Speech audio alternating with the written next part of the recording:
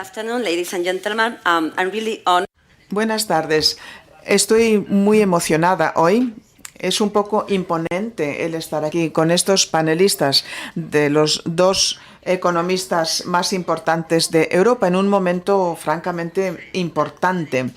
Tengo que confesar que estar aquí con Philip Lane después de el martes pasado es como un sueño para una periodista financiera, pero prometo portarme bien, así que voy a intentar contenerme en la medida de lo posible. También estoy encantada de compartir tiempo con Matteo Maggiori, que se plantea el explicar lo necesario para entender los flujos de capital en el mundo.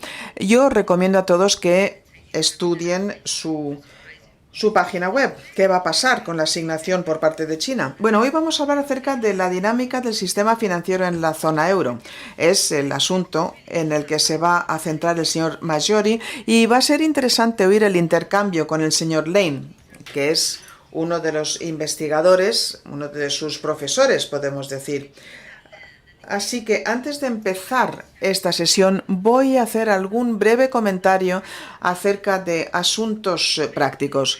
Vamos a pasar directamente al diálogo y después del diálogo habrá tiempo para preguntas del público. Contaremos con micrófonos, el micrófono es esencial y por favor las preguntas deben de ser breves. Yo también intentaré ser lo más breve posible. Vamos a ser testigos entonces a una conversación viva. Yo estaré moderando, estaré preguntando acerca de cuáles son las opiniones para saber qué es lo que está pasando con este fenómeno increíble que es el de la asignación global. Yo sí que me voy a permitir el interrumpirles si veo que se exceden un poquito en su tiempo. Así que vamos a empezar. Un poco de información de fondo para nuestro público. Como académicos y como diseñadores de política, tienen que centrarse en comprender quién es dueño de qué en distintas partes del mundo. Así que, ¿por qué es tan importante saberlo? ¿Por qué nos tiene que importar, por ejemplo, el patrón chino o ruso de asignar dineros, de asignar este capital global? Señor Maggiori, por favor, a lo mejor... Sí, muchas gracias. Y muchas gracias, desde luego, por acompañarnos durante el debate. Hace unos 20 años, más o menos, pues no pensábamos en quién es dueño de qué como asunto macro, pero hay tres crisis que nos han cambiado nuestro planteamiento en términos científicos. La crisis del 8, la crisis de deuda soberana y el COVID nos han demostrado que tenemos que ir con mucho cuidado a la hora de concentrar los riesgos. Por ejemplo, AIG en Estados Unidos, la víspera de la crisis financiera, o quién tiene deuda soberana en Europa cuando la crisis afecta a la periferia. Resulta que es una pregunta o un asunto muy importante que nos dice dónde están las pérdidas. Si hay una dislocación del mercado, ¿cuál es el papel del BCE? ¿Qué tiene que hacer? Y esto ha cambiado muchísimo. Como resultado, entonces, el trabajo de los académicos lo refleja y los datos que se hallan. Hace 15 años Philip estaba al frente y empezó a conjugar los primeros conjuntos de datos para saber quién hacía qué en el mundo. Pero hasta hace poco no podíamos ir mucho más allá. A título colectivo comprendimos que esto era importante. El sector público, el privado, los estudiosos se han unido para hacerse con datos en grandes cantidades para saber quién hace qué en qué parte del mundo. Y esto ha cambiado. Hoy, si queremos saber, por ejemplo, quién tiene deuda soberana en Europa, pues sí que nos hacemos una idea. Algo que hace 15 años no era muy posible. Podíamos habernos hecho una idea, pero muy en términos generales. Y lo vemos, ¿no?, que con el COVID o con las sanciones en Rusia ha cambiado. Si queremos sancionar a Rusia, tenemos que saber dónde tienen los activos. ¿Son dueños directos? ¿Son indirectos? ¿Están offshore? ¿Están en paraísos fiscales? Todo ello rápidamente empieza a tener mucha importancia. Muchas gracias por la brevedad. Señor Lane, usted es quien primero ha recibido el premio y se ha centrado en este campo. Y ahora, en su nuevo cargo, ¿qué hace a título cotidiano? Bueno, pues voy a ver si doy dos respuestas a esta pregunta. Una es un asunto global, ¿no? Europa está muy abierta al resto del mundo. Asia, muchos vínculos y estrechos a Estados Unidos, al resto del mundo.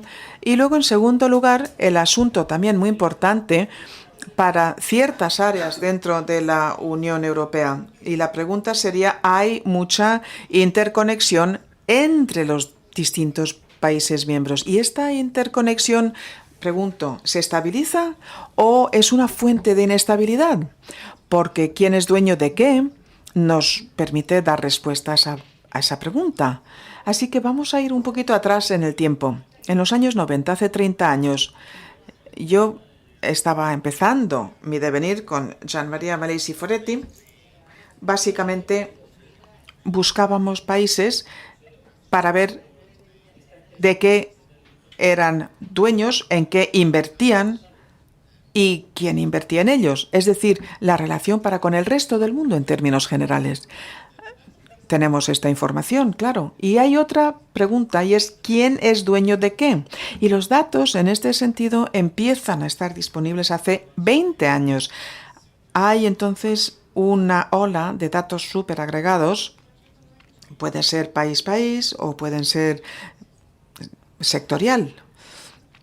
Ahora la capacidad es superior, sobre todo cuando combinamos datos oficiales que nos llegan de estadísticos nacionales con datos procedentes del sector privado. Mateo, por ejemplo, y Morningstar.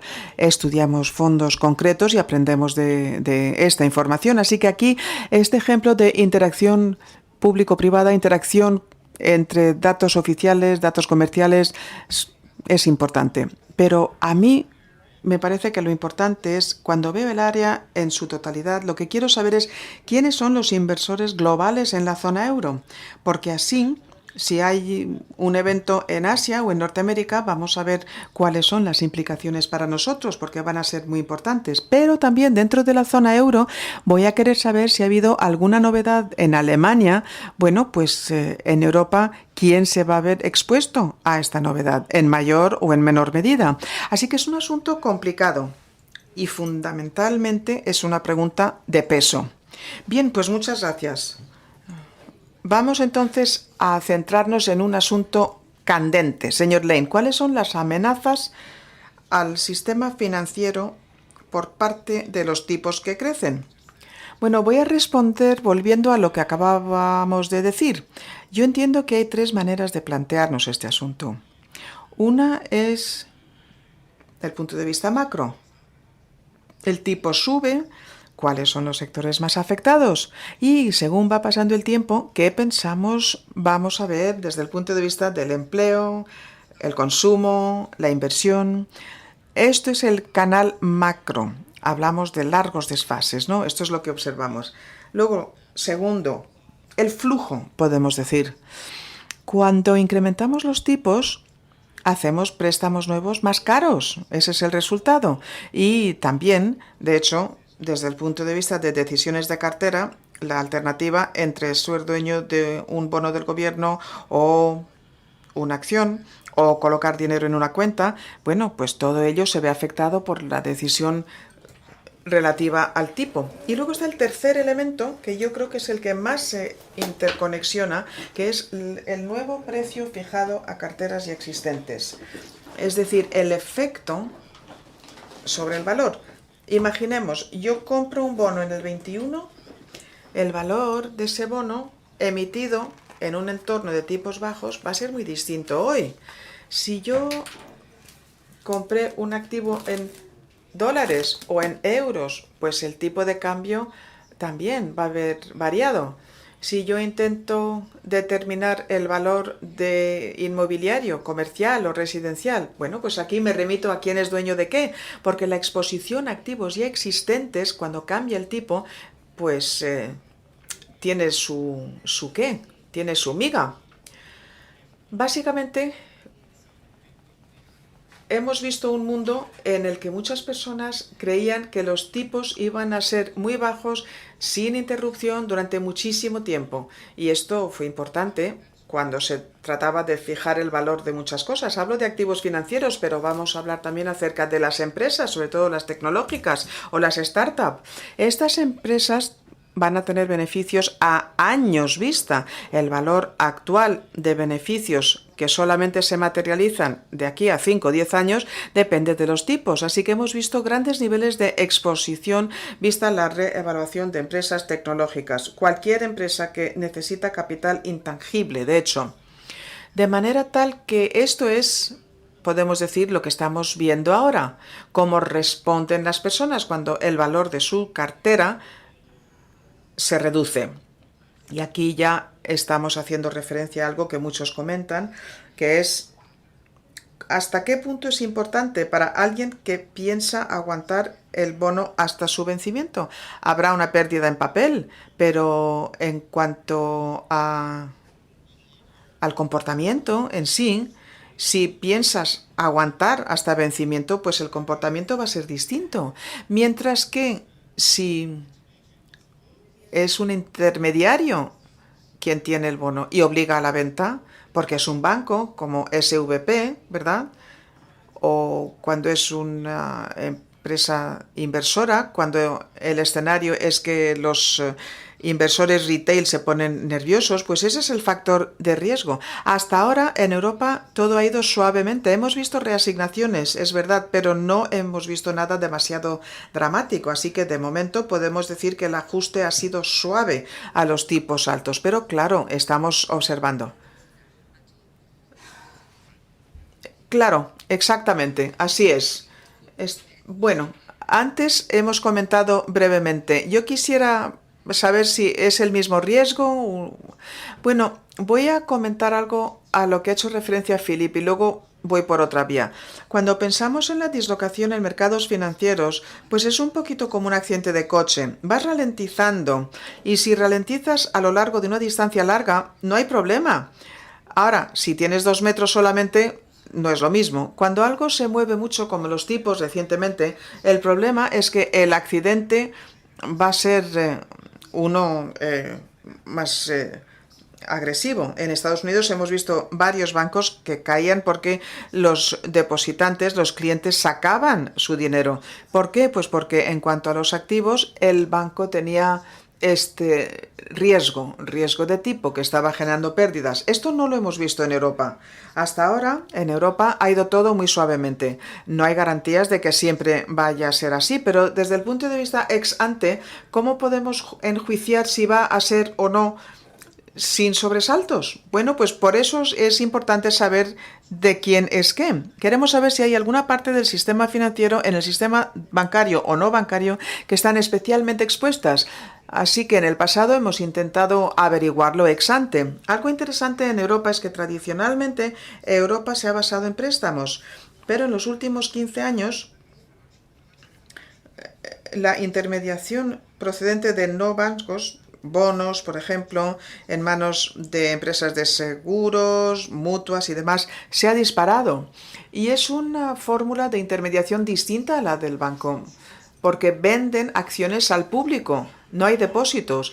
Y la duda es si esto es o no bueno, porque resuelve el tema de la corrida, pero a lo mejor viene de la mano de otros problemas. Si los activos son muy líquidos, pues la mayoría de las economías piensan que esto va a resolver algunos problemas. Si hay mucha liquidez, volvemos a lo mismo.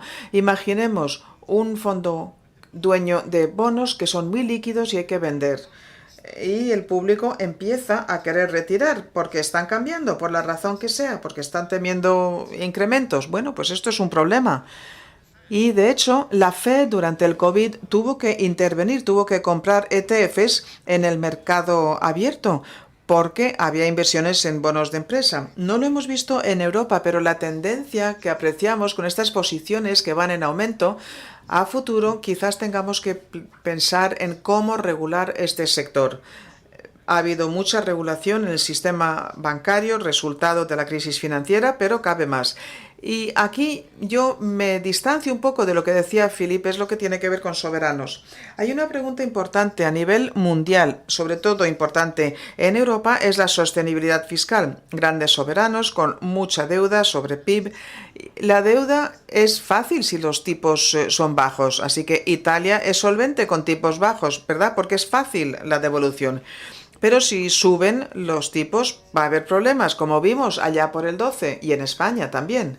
Ahora, por primera vez, vemos un cambio a un régimen de tipos superiores. Los tipos en justicia no han subido mucho, son básicamente lo nominal que alcanza la inflación, pero la pregunta es válida si de aquí a pocos años vamos a volver a un entorno de tipos bajos o si vamos a pasar a un entorno de tipos altos permanentes. Y caso de ser este, pues, ¿qué van a hacer los soberanos? ¿Hasta qué punto vamos a poder mantener la disciplina fiscal? No solo en Europa, también, por ejemplo, en Estados Unidos, porque en Estados Unidos hemos visto cómo se ha disparado la ratio de 0,5 a la fecha actual, en un entorno en el que la deuda era baratísima. Era tan barato el dinero que el repago ha bajado. O sea que hay más deuda, pero los tipos han bajado tan rápidamente que de hecho, se han bajado los pagos de intereses en Estados Unidos. Puede que esto cambie. Y si esto cambia, pues es otro importante cambio. Y tendremos que preguntarnos, ¿estamos listos? ¿Vamos a ralentizar? ¿Vamos a ajustar a la nueva realidad? ¿O va a ser un impacto tremendo? Y en Europa esto es especialmente importante porque no hay unidad fiscal. Y pues hay diferencias entre un tipo de deuda y otro. ¿Y quién es el dueño? Es una pregunta importantísima en términos de política, a medida que nos vamos aproximando a un tipo permanentemente alto. Bueno, pues yo quisiera reaccionar a lo que acaba de comentar Mateo. Es una pregunta muy importante. Vamos a descomponerla en dos preguntas separadas. Una es el futuro de los tipos reales. Así que la base. Y en el Fondo Monetario Internacional, muchas de las fuerzas probablemente quieren mantener bajos los tipos reales. Hay muchos informes, muchos estudios y hay incertidumbre, claro. Pero yo creo que por lo que yo veo, en términos generales, parece que los tipos reales van a ser bajos en años próximos. Tendremos que ver cuáles son las fuerzas, ¿no? Yo creo que esas fuerzas van a seguir siendo las reales, pero con niveles de incertidumbre. Entonces, lo que comentaba es otro elemento, que es también acerca de los tipos nominales, que es la inflación. Ahora mismo, el mercado está seguro, y creo que con razón, además, es que la inflación se va a reducir para llegar al objetivo bastante rápidamente, a un 2% más o menos en los próximos años. Y por esta razón, los bonos a 10 años, los tipos más importantes para los gobiernos, son la media del tipo para los próximos 10 años con alguna prima de riesgo. Caso de que no consigamos bajar la inflación al objetivo de manera idónea, corremos el riesgo de que el mercado empiece a creer que la inflación no va a volver a ese 2% y a lo mejor se queda en un 3 más o menos. Si creen que la inflación va a estar en 3 o otra cifra de manera indefinida, entonces los tipos a largo van a subir más. Y esto es justo lo que dice Mateo, ¿no? La interacción con una deuda pública alta, nominal, y tipos nominales más altos van a resultar en una dinámica muy distinta. Así que estos mercados de deuda soberana sí que han sabido contenerse, básicamente, porque la confianza del mercado, que es nuestra confianza de que la inflación rápidamente volverá al 2%. Así que si pensamos a 5 o 10 años vista, se fija el precio en función de una inflación que ronde el 2. Y por esta razón, volviendo a tu pregunta, a no ser que incrementemos los tipos ahora para poder ser tan restrictivos como para devolver la inflación al 2, la paradoja es que esta es la causa por la que los tipos de inflación bajarían, porque se ha resuelto la inflación. Si no hemos resuelto la inflación, entonces los tipos a lo largo de la próxima década van a ser mucho más altos.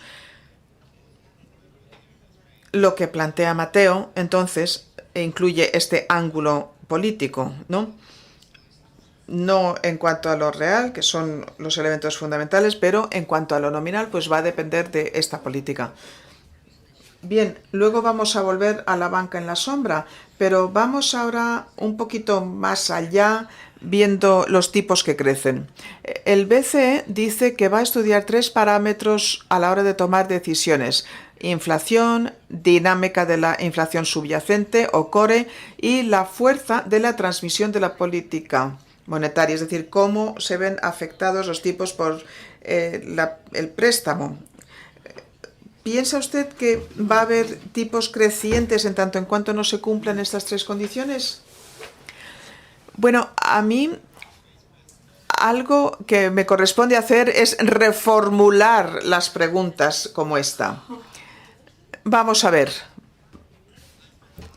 Yo dedico mucho tiempo cerciorándome de que no tengo esperanzas acerca del futuro. No, yo necesito depender de los datos.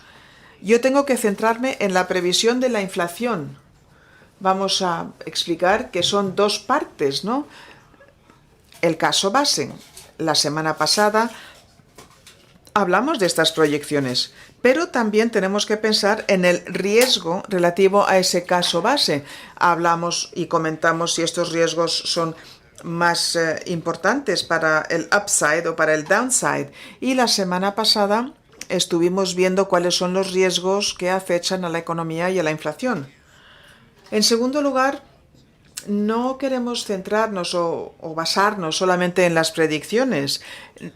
Es importante que también interpretemos los datos entrantes relativos a la inflación.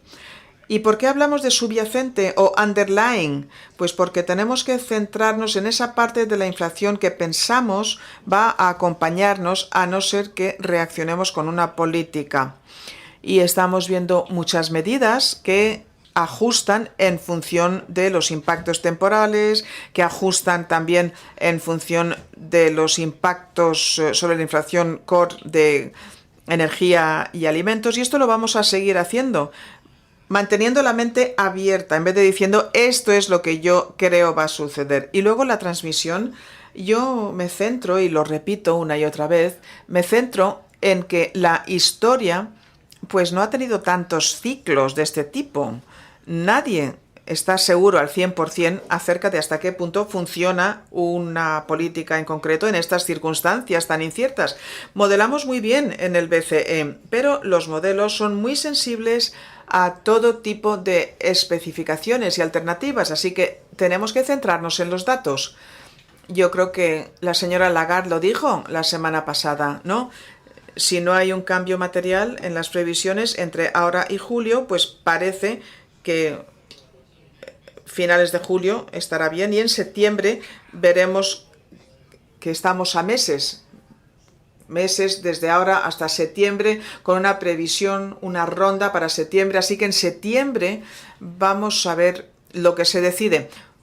Julio se deciden en julio. Vamos a ver qué pasa con los tipos entre ahora y julio. Estamos ahora donde estamos. Ya ha habido muchos incrementos, pero no me parece muy probable que tengamos que prever muchas guías. En diciembre se pensaba que la inflación iba a ser muy alta durante mucho tiempo y planteamos una serie de incrementos. Llegados a este momento, estamos más en un momento en el que nos dejamos llevar por los datos. Julio está a la vuelta de la esquina, a no ser que haya un cambio material, otro incremento.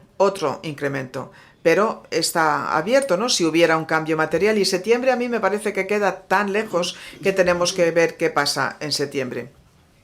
Esta pregunta se hace muy a menudo porque las personas de los mercados, los inversores, tienen que tomar decisiones a diario. Nosotros no. Nosotros tomamos una decisión la semana pasada, vamos a tomar una a finales de julio y otra a mediados de septiembre. Así que francamente yo no tengo que tomar decisiones todos los días. Tengo que hacerlo cada reunión trimestral y no con más frecuencia. Gracias por esa respuesta. Pero Sí, entonces, ¿se ve usted pausando, al igual que hizo la Reserva Federal en su Banco Central? Bueno, esto es... no nos comparamos con la Fed, nos comparamos con bancos centrales a nivel universal. Y dicen, bueno, hoy no hemos subido los tipos. Seguiremos viendo los datos que van entrando y si es apropiado, habrá otra subida en el futuro si fuera necesario. No es solamente la Fed o nosotros, muchas veces en el pasado se actúa de esta manera. Y yo creo que no es una frase tan interesante porque si dejamos de subir, diremos, aquí esta es la última subida para siempre. No lo dudo, ¿no? Porque a lo mejor decidimos hoy no subir los tipos, pero en la siguiente reunión o después de 2 o 3 reuniones, los datos nos indican que tenemos que volver a subirlos. Así que después del hecho sabemos si tenemos que pausar o no, porque ya veremos, pero tiene que pasar tiempo si ese es el pico o si hay que seguir subiendo. Entonces sí, puede ser interesante el poder tratar de prever, pero nosotros lo hacemos reunión por reunión y lo que decidimos en una reunión no determina lo que vamos a decidir en la siguiente. Gracias, señor Maggiori. Dio usted esa analogía de el accidente de coche. Y bueno, es muy común que un accidente de coche causa otro accidente de coche. Puede ser que Europa esté observando ese accidente de coche en Estados Unidos para ver si va a haber uno aquí. Bueno, si vemos algo que está pasando en algún sitio, ya empezamos a preocuparnos de que nosotros tengamos el mismo problema, ¿no? Es como dijo Philip, en Europa hasta ahora no hemos visto este ciclo de subidas. Los mercados se han comportado bastante bien. Al principio sí que había una preocupación con la deuda soberana, pero no se ha materializado. Y estas cosas tienden a cambiar muy rápidamente, igual que los coches, accidentes de coche, ¿no? Que se producen muy rápidamente. Y el mercado va a afectar, por supuesto, a los mercados, pero lo que ha sido interesante en este ciclo en concreto es la relación de Europa con el resto del mundo. Ha habido muchos flujos de capital a nivel mundial. Uno muy importante ahora es de China, porque China se está ralentizando. O una vez que abrieron después de COVID, la recuperación no ha sido tan rápida como muchos habían pensado. Y las tensiones políticas con Estados Unidos han llegado a un nivel muy alto, con lo cual eso se nota en Europa, que muchos inversores están saliendo de China. Y parte de ello también es por tipos de interés en Europa y en Estados Unidos que están muy altos. Así que estas cosas están pasando, pero en cuanto a Europa, no veo ningún problema en concreto. El señor Maggiori ya habló de la banca en la sombra y si puede estar fuera de control. Algunas personas le echan la culpa en España por la crisis financiera del 2007. Pero ¿cuáles son las amenazas de estos no bancos comparado con el sistema tradicional de banca? Bueno, es una frase muy importante esta. Cuando vemos el sector financiero de no bancos, ¿qué elementos de ellos son de banca pero en la sombra? ¿Y qué elementos no son banca en absoluto? Bueno, Mateo creo que ya lo ha indicado. Gran parte de los bancos de Europa están en manos de fondos de inversión. A su vez, muchos fondos de inversión no están apalancados, con lo cual no es un banco. Un banco está muy apalancado, tiene fondo por depósitos y por bonos. Entonces, no es el mismo tipo de dinámica que tenemos en estos no bancos, que un banco sí se erode su capital. Siempre estamos buscando si esto es un banco en la sombra y si es esa dinámica o si está menos apalancado y a lo mejor solo afecta el patrimonio de alguien, pero no tiene más efecto si falla. Entonces hay que ver si tiene derivados que pueden crear apalancamiento sintético. Y creo que, como había dicho mi compañero, si tienes activos no líquidos, pero tus inversores quieren poder tener los beneficios día por día, bueno, ese potencialmente puede ser un factor de riesgo. Recuerdo la crisis del 98 con el rescate de algunos créditos. Bueno, pues esto depende de inspeccionar los datos. Hasta ahora hemos visto mucha estabilidad en los fondos de inversión. Y con esto volvemos a lo que dije antes. Sí que es una gran diferencia. ¿Qué esperábamos de esos fondos de inversión? ¿Los tenemos para una plusvalía o los tenemos como parte de nuestra asignación de activos a largo plazo? Así que hay que ir más allá de esto. Y esto es una conjetura, pero en general, en Europa, el apetito de riesgo de los inversores no es tan elevado como en Estados Unidos. La gente no hace mucho day trading. Básicamente, para muchas personas han asignado sus ahorros en un fondo de inversión para largo plazo, para su jubilación. Mientras que en Estados Unidos hay muchos minoristas que esperan tener con más frecuencia un buen retorno y no lo ven tan a largo plazo. A menudo la gente dice, bueno, hay una falta de apetito de riesgo, pero eso algunas veces es estabilizador también. Entonces, para el debate, bueno, pues esto es lo que quería decir, pero es una conjetura. Sí, para el debate vamos a aprovechar que está usted viendo todo esto desde fuera. Te propondría alguna regulación para que esta banca en la sombra esté más controlada. Sí, dos cosas. Una es un ejemplo de lo que Philip ya mencionó. No todos los fondos son iguales. Algunos fondos están muy apalancados. Por ejemplo, ¿recuerdan cuando el Reino Unido trató de aprobar el mini presupuesto? Algunos de sus fondos de pensiones ubicados en Irlanda estaban comprando los yields, los bonos del Tesoro del Reino Unido, y el tamaño de esa operación tomó al mercado y a los reguladores por sorpresa y realmente produjo un debacle en el mercado de deuda soberana de los G7. Creemos que todo está bien, que no hay que prestarle mucha atención, y hasta en un mercado de los G7 puede generar movimientos de precios que no nos gustan. Bueno, el Banco de Inglaterra tuvo que intervenir, no duró mucho este problema, pero podría haber sido mucho peor.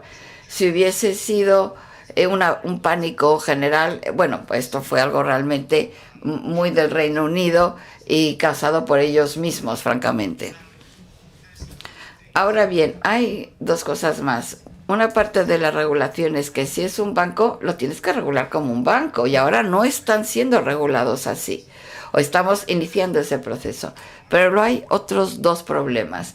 Imaginemos que una gran parte de los activos de la economía están en manos de los inversores italianos. Ellos entran en pánico más que los profesionales.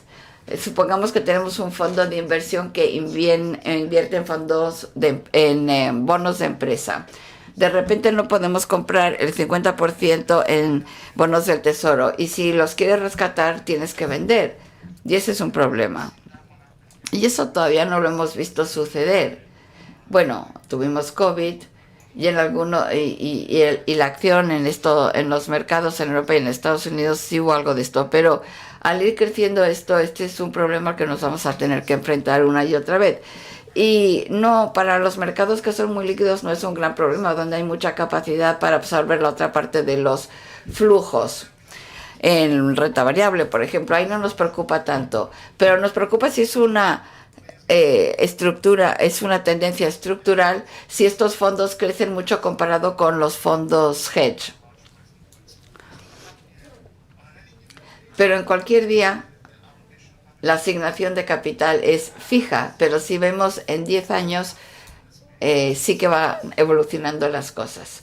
Y este tipo de inversores están creciendo mucho. Y otra cosa que quería mencionar, que cambia un poquito el punto de vista, es que no es solamente un problema de lo que hacen, también existe el problema de cuánto como académicos o decisores políticos podemos ver sobre el mundo a través de estas transacciones, de estas operaciones. En Europa pensaríamos que si vamos a ver, por ejemplo, los hogares españoles y queremos saber qué exposición tienen a Italia, si Italia baja, ¿cuánto van a perder los hogares españoles? Bueno, los hogares españoles suelen comprar fondos de inversión, pero como saben, casi todos compran fondos de inversión que están ubicados en Irlanda o en Luxemburgo, y esos fondos tienen activos, por ejemplo, bonos italianos del Estado. Puede ser benigno, puede ser eficiente, a lo mejor están teniendo acceso a mejores productos porque esos fondos se están vendiendo por toda Europa y no tienen un producto español y con muchas comisiones porque el mercado es muy pequeño. Tiene esas ventajas, pero sí que crea un problema para que nosotros entendamos qué exposición tienen ustedes, cuál es su riesgo, sobre todo dentro de Europa, y averiguar quién tiene exposición a quién. Para darles un ejemplo extremo, hogares españoles comprando bonos de BMW emitidos por la filial en Holanda a través de un fondo en Luxemburgo. Bueno, si eres un académico viendo estos datos parece una pesadilla. Es una posición de hogares españoles en Luxemburgo, luego de Luxemburgo con Holanda y luego una posición en inversión directa extranjera de Países Bajos, Alemania. Entonces, un hogar español compra ese bono. Es una pesadilla para alguien que estudia los flujos. Puede ser benigno de inicio, pero si hay una crisis y queremos saber cuáles son las exposiciones, ¿cuánto tardamos en obtener esas respuestas? Si creemos que tenemos esas respuestas así fáciles de conseguir, no es así. Estamos estudiándolo. Y Europa es un caso muy interesante en este caso, porque gran parte de la intermediación financiera se produce en 2 o 3 países y porque no tenemos unidad fiscal.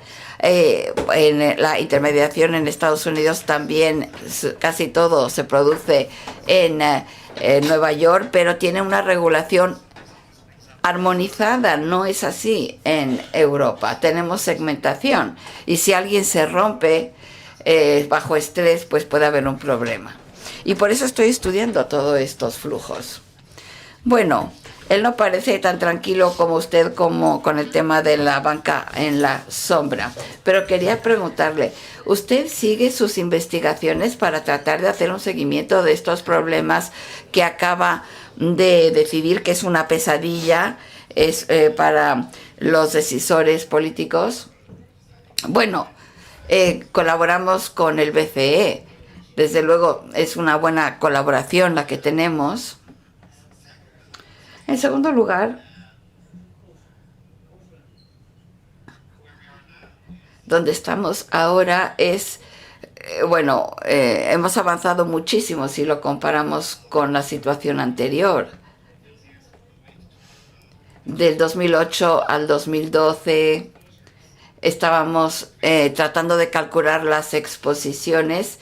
Teníamos el mecanismo único de supervisión y teníamos que entender qué exposiciones había y la capacidad el mecanismo de supervisión tiene que entender cuál es la exposición de los diferentes bancos. Y a propósito, hay muchos fondos que están relacionados a bancos. No le podemos decir a Mateos, tiene este conjunto de datos, aquí lo tienes. Pero a través de los conocimientos blandos, sí sabemos algo. Sabemos más de lo que viene en los conjuntos de datos. Pero también estoy de acuerdo en que me gustaría ver más progreso en el desarrollo de datos de mejor calidad. Nunca estamos... hay que conectar al propietario, al tenedor, con el riesgo. Pero como dice Mateo, la eficiencia de tener diferentes ubicaciones en Europa especializados en servicios financieros es una realidad, es así, aunque algunas veces eso hace muy difícil entender los datos. Pero acabamos de emitir un informe hace unas semanas que tiene una analítica muy interesante acerca de todos los riesgos en los que nos centramos. Sobre todo son riesgos de cola.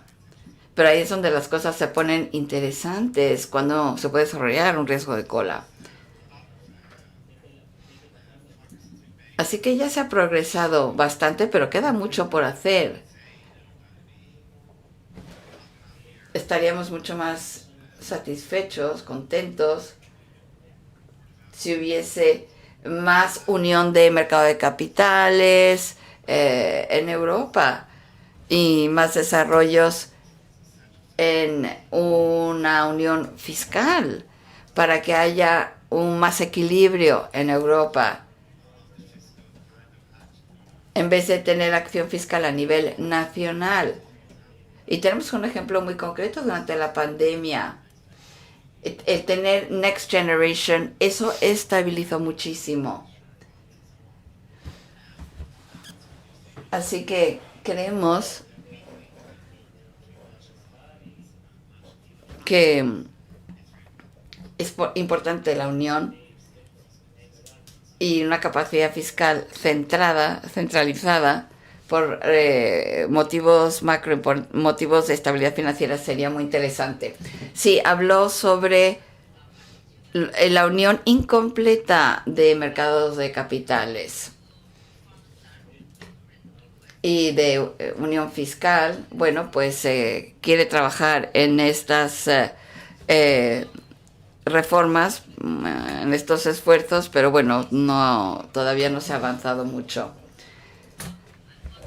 Me pregunto, ¿cómo evalúan hasta qué punto la zona del euro está integrada hoy en día desde el punto de vista financiero? ¿Hay alguna tendencia histórica que creen ustedes que puede continuar? Bueno, en mi opinión, y además hay muchas diapositivas en la página web, y tuvimos una conferencia con la Comisión Europea recientemente en Bruselas. Así que sí hay algunos indicadores de integración financiera publicados y son interesantes. Pero no contesta quién es el propietario de ese riesgo, de esa exposición, como decía Mateo. Y tú misma lo has dicho. Lo que queremos saber es de qué forma el sistema financiero va a ser una fuente de estabilidad y de qué forma va a ser una fuente de inestabilidad. Y hay dos elementos ahí.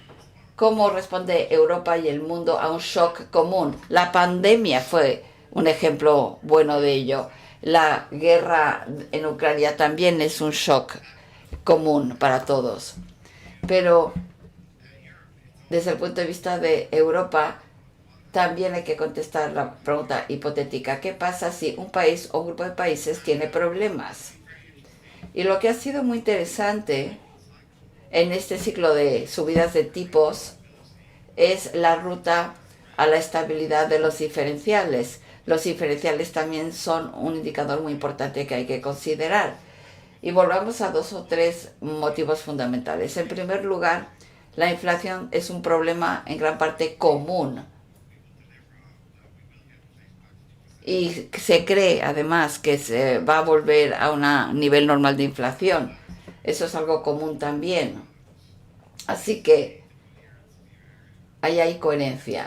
Luego, en segundo lugar, hace un año ya introducimos el instrumento de protección de transmisiones, los TPIs, que dicen si queremos pánico, si vemos algo donde hay una reasignación que se aleja de algunos países europeos hacia otros países europeos, si evaluamos que esto no solamente se basa en los fundamentales, sino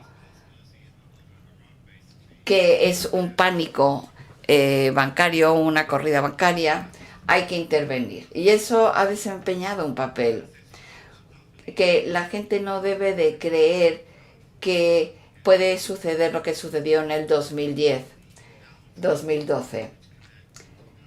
Y no tiene que haber ese pánico porque no había un backstop. Ahora tenemos un backstop. Y falta de información había. Con un solo supervisor, con mucha más transparencia, las situaciones donde se puede producir el pánico son menos probables ahora. Pero siempre tenemos que estar en guardia, siempre vigilantes. Y volviendo a la pregunta básica aquí, sabemos mucho más ahora de quién tiene qué. Y tenemos estadísticas de valores en manos de quienes están, no solo de forma agregada, sino por sectores. Sabemos los patrones de esos flujos. Y en la diapositiva de la página web hay una balanza de pagos muy interesante y subdividida por sectores.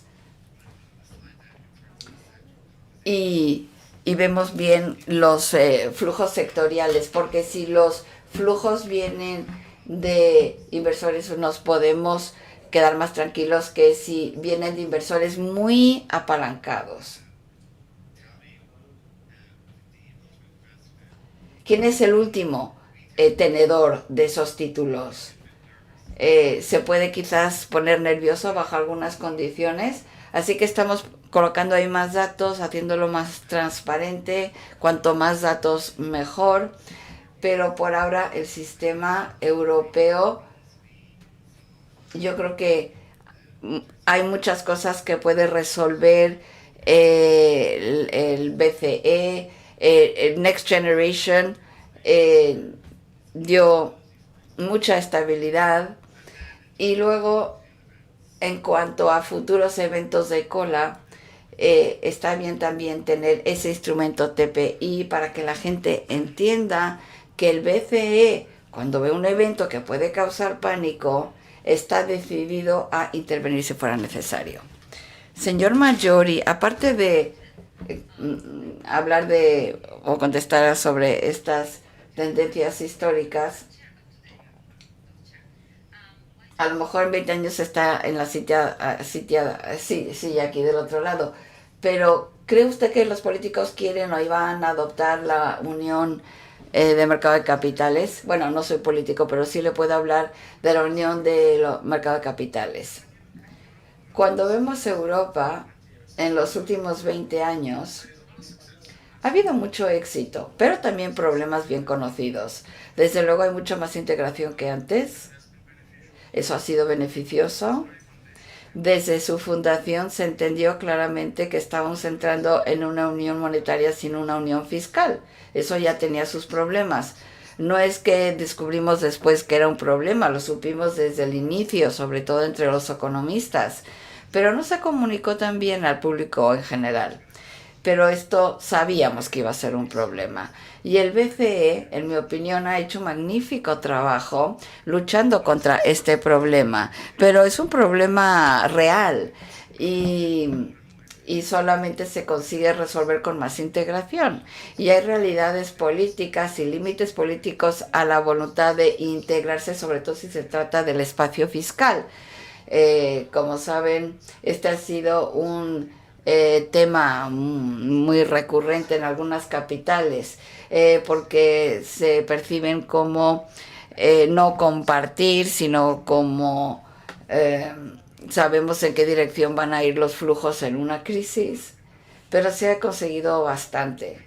Y si volvemos a los datos, Philip hablaba de los datos del BCE. Yo lo dije desde el principio, en los últimos 10 años sí que ha habido mucha convergencia entre la industria, los académicos y los decisores políticos, tratando de entender estas cuestiones. Y yo creo que eso lo han hecho muy bien y nosotros hemos colaborado con ellos sobre la base de esos datos, y esto lo estamos haciendo cada vez mejor para conseguir las respuestas que estamos buscando. Pero la Unión de Mercado de Capitales sigue teniendo muchos problemas. En primer lugar, la retención de impuestos en Europa no está bien armonizada, y al eliminar estas barreras surge otro aspecto, que es que el mercado privado va a utilizar barreras cada vez más bajas para optimizar sus ganancias. Y sus ganancias a lo mejor no son ganancias sociales. Así que un tema muy activo en Europa es, por ejemplo, el desplazamiento de beneficios que está pasando para las grandes empresas. No solamente en Europa, muchas empresas internacionales, sobre todo las multinacionales norteamericanas, suelen utilizar jurisdicciones europeas para estos fines. Y esto va a ser cada vez más un problema. Al ampliar este mercado y eliminar las barreras, porque van a utilizar los márgenes a su beneficio. Y como saben, hasta aquí en España ha habido recientemente un tema político, según tengo entendido, con una de sus empresas. Pero también hace que surja la cuestión de justicia a nivel europeo. Vamos a tener que hablar hasta qué punto el hacer que estos mercados estén unidos y hacer que se fluya capital fácilmente se genere prosperidad en vez de que se acumule solo arriba. En cuanto a la distribución de riqueza, bueno, pues es muy fácil ver todos los flujos o decir que todos los flujos que cruzan fronteras son negativos, pero lo que tenemos que hacer para crear valor social es analizar la parte que quizás no es valiosa socialmente y averiguar cómo vamos a por esas partes del sistema y si están creando inestabilidad o generando ganancias que se concentran en las manos de muy pocos que pueden operar a esa escala. Y esto va a seguir siendo una conversación que se va a producir en Europa para generar más integración. Y así llegamos a la última pregunta antes de pasar a nuestro público. Como comentaba el señor Majid, algo que define a la zona euro es la diversidad, ¿no?, de sus economías. Algunos desempeñan papeles importantes en los escenarios del mundo, por lo menos si pensamos en el tamaño de sus economías domésticas. Yo creo que todos los aquí presentes están pensando en su país de origen, el señor Lane. Así que, ¿cuáles son los desafíos, costes y beneficios que representan para la zona euro? Yo creo que al señor Majori le preocupa el impacto del Brexit, que sigue su curso. El sistema financiero se está ajustando. Puede que se quede exacerbado la realidad de algunos países. ¿Cuáles son los desafíos, los costes, los beneficios, por favor? Pues la verdad es que esta respuesta que voy a dar va a ser amplia. Vamos a ver el impacto económico, vamos a ver el impacto sobre sistemas financieros, sobre datos financieros más en concreto. Yo creo que claramente hasta hace poco tiempo lo que hemos apreciado es un incremento notable en una combinación de cadenas de valor varias y también el auge de las empresas superestrella, que básicamente pueden hacer lo mismo en todo el mundo o cuyos productos tienen un impacto global. Estas empresas pueden optimizar los patrones globales de producción y también la configuración financiera. Hay muchas empresas subsidiarias, muchas fórmulas para optimizar ¿cómo llamarlo?, la asignación de beneficios y flujos financieros. En parte también ha habido una respuesta que es la reforma fiscal de la OCDE. Esta reforma ha sido muy interesante. Hemos visto una convergencia entre muchos países del mundo y en parte nos afecta en casa ahora ya y otras partes se van a apreciar en el futuro. Eso es un asunto. Hay otro asunto y es que la estadística se organiza de manera nacional, pero cuando hay empresas globales, ¿cómo interpretar el PIB de una empresa global en un mundo en el que las empresas pueden reasignar la propiedad intelectual a distintas partes del mundo? Es así, ¿verdad? En Irlanda, desde luego, pues tuvimos que replantearnos la estadística nacional porque es un mundo distinto. Y es muy importante, yo creo que en Irlanda hemos sabido progresar. Todo el mundo entiende lo que es el PIB y sabemos que es un número que da lugar a confusión. Estamos centrándonos en demanda modificada, nos centramos en ingresos nacionales ajustados, brutos. Otros países quizás tengan que plantearse lo que Irlanda ya ha tenido que hacer. Lo que hemos tenido que hacer es ver cuáles son los conceptos económicos más útiles en vez de centrarnos en lo que está fácilmente a mano como información acerca del PIB. Bueno, esto es así. Y luego la paradoja de la globalización es que a título global, pues el mundo es más eficiente, el mundo es más rico, pero con esta interconectividad tenemos que aceptar que si una empresa toma una decisión de básicamente reorganizar su producción, pues puede haber una dislocación notable, porque estas empresas son enormes en comparación con las economías. Las decisiones de unas pocas empresas pueden hacer que varíe el PIB. Y hemos visto en Irlanda cómo ha ido en un sentido, ¿no? Cada vez entra más propiedad intelectual, pero también sé que en términos conceptuales esto es un riesgo, ¿no? En caso de que cambiaran las tornas. O sea que en el caso de Irlanda, pues es una cosa. Otros países, Países Bajos, Reino Unido, Luxemburgo, otros países en mayor o menor medida. Pero vamos a lo práctico. Madrid, por supuesto, es un lugar, Dublín es otro lugar, donde lo que está sucediendo y es visible en los datos es que ahora, en términos generales, las grandes empresas financieras tienen que atender a sus clientes europeos desde una entidad europea. Lo que vemos entonces es que hay menos flujos de y al Reino Unido desde la zona euro, pero más flujos dentro de Europa. ¿Por qué? Pues porque ahora hay una actividad en Madrid, en París, en Dublín, Luxemburgo, etcétera, etcétera. Así que esto va a ser un ejemplo clásico, ¿no?, en los años venideros. Aparte de todo lo demás, mapear el efecto de Brexit en la reorganización del sistema financiero internacional. Yo creo que en la sala hay algunos expertos financieros. Voy a comentar entonces que es un ejercicio de limpieza doméstica. Son decisiones que toman personas que llevan grandes empresas, entienden, por supuesto, la necesidad de atender a sus clientes europeos desde un punto europeo, pero en cuanto a hechos, en cuanto a la realidad sobre el terreno, ¿importa? Pues ya veremos si importa, porque en última instancia cabe pensar que estas empresas están organizadas en función global. Bueno, aquí veo algunas ideas para el siguiente premio, ¿no? Muchísimas gracias por su tiempo y por esta oportunidad. Gracias.